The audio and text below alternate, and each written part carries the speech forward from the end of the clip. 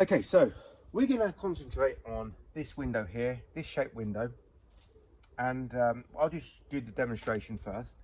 It's starting in the middle. I'm going to give you a few benefits why it is most of the time the best type of technique to get the minimum move. Obviously we're getting zero detail because we're only going to be using, on my videos at least, zero detailing tools, closing out to the bottom. So why, I'm going to give you a few reasons why that method of working on that type of window and that size and shape is the most beneficial way to clean that window in the most efficient and effective way in time possible. So first of all, that technique allows my rubber to wear out evenly, both sides. Now, the standard way of working, if people are not doing straight pulls, because there are people on YouTube that just show you how to do straight pulls. We're a bit more advanced than that, but let's say I'm right-handed and I'm starting off there and I'm coming around here. Now I've got a smear mark here. I'll show you on camera in a second. I've got to come back up over, fix that, and then come over, and then I want to close up to the bottom on these windows. So two problems. They're not mistakes because I've rectified the mistakes, but there's two problems. One problem is this rubber on this side is bearing up more so on this frame than this side of the squeegee. So that means I'm going to get unequal wear on my squeegee, and that you want your tools to wear out evenly.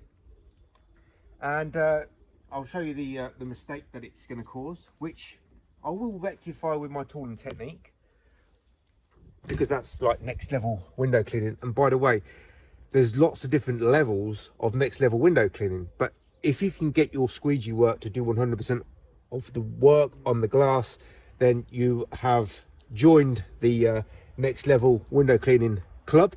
But there's a long way to go, let's say. So when I'm coming up here and I'm coming over here, what do we have here? We have mistake. So what I'm going to do is I'm going to come over here, and then I've got to come back up over and then catch that. So I'm wasting my distance, I'm wasting my time, because if I'm doing 1,000 windows like this, then I'm going to be starting to eat into my time. So if you run into problems, most people don't think of these problems, so and we know that because no one makes any videos on this sort of subject.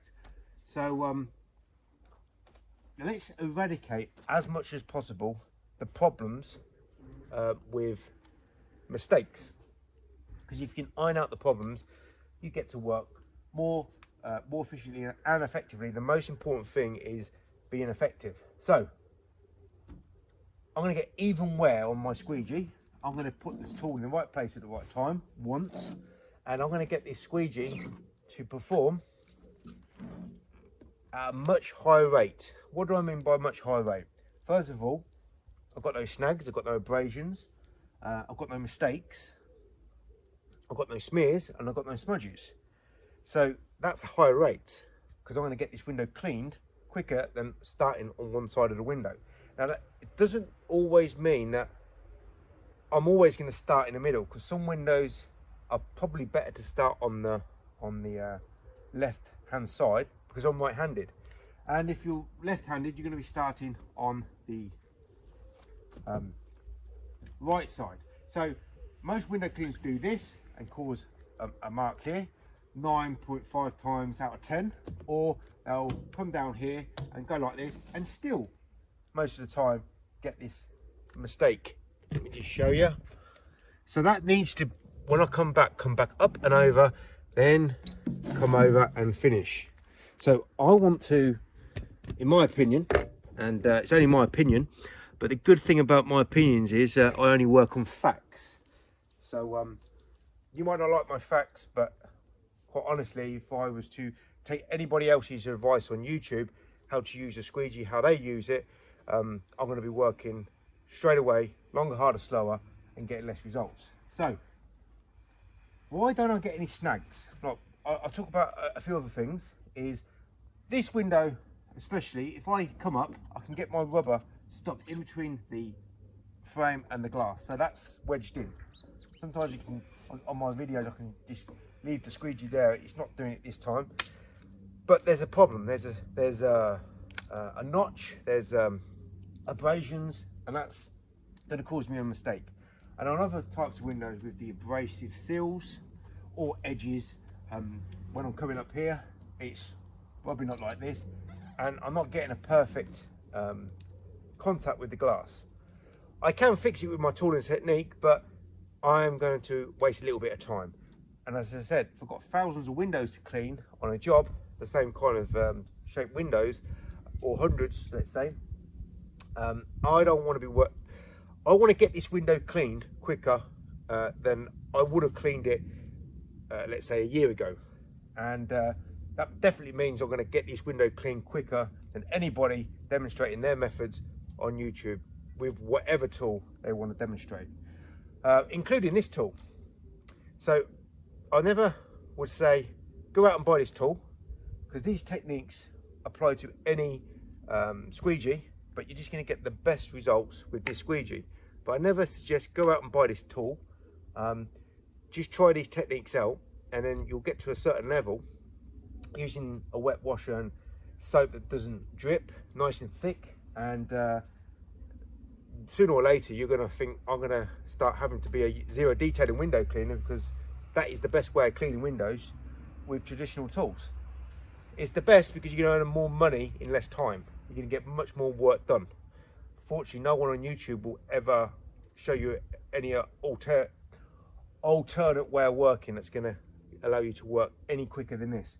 And remember, I don't work fast.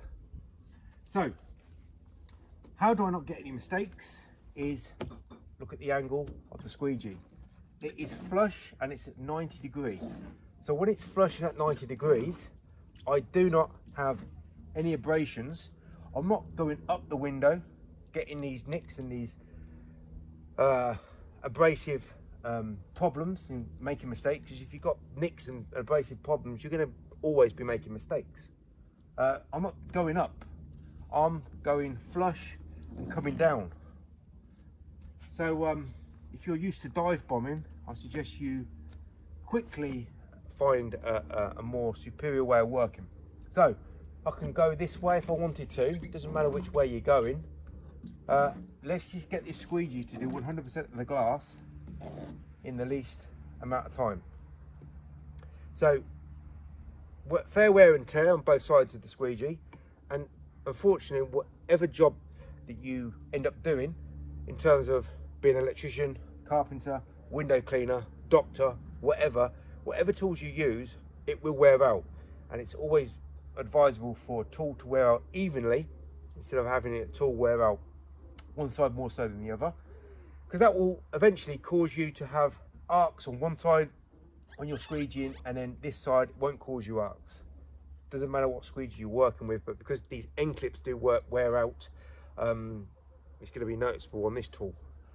And when I see other people's liquidators, I see this side of the end clip, because most people are right-handed, completely worn out, and this is worn, but it's not like this.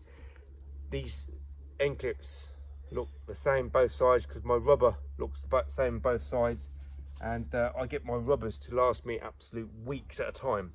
And remember, many moons ago, most of these window cleaners on YouTube said, I'll go for a rubber every day, or I'll go for every few hours. I mean, what are they doing with their work? This rubber has lasted me 3 weeks on this side. One of my most used rubbers. I've still got this side to use. So everybody who puts content out on YouTube, I've got nothing against people putting out content on YouTube, but I do have a problem when they put out crap information, because that's all they know is crap, unfortunately. So we've got nice edge, nice 90 degree, minimum move, zero detail, no directional change marks, no smears, no smudges. And I typically apply this fanning movement to these windows here as well. Just use a different size squeegee. So 95% of the time I will do that technique, start in the middle. and the rest of the time I will start at the side. If coming down, come right out and then come back up. But there's always a chance. I found it like 9.5 times out of 10. I'm always going to get that sort of smear smudge effect. So I've got to come back up over, fix it, and then carry on with my route. I just want to eliminate as much problems as possible. Coming over here, coming down here, I don't get the directional change marks. I don't understand why. Why if I come up like this and I come down like this, I get a mark here, but when I start here and I come here, probably because my squeegee is so flush, and when I'm coming over here, my squeegee is probably going over here more. So I've sort of trained myself to always work flush against the frames, and well, it's like next level. Right, so it's flush. I'm not pigging into the frame. I don't have any mistake, no change mark, no smudge, no smear. It's next level. But give it a go, try it, whatever squeegee you want to use. But quite frankly, you're going to get so much further with that tool there than any other squeegee. But you've got to become a much better performing window cleaner.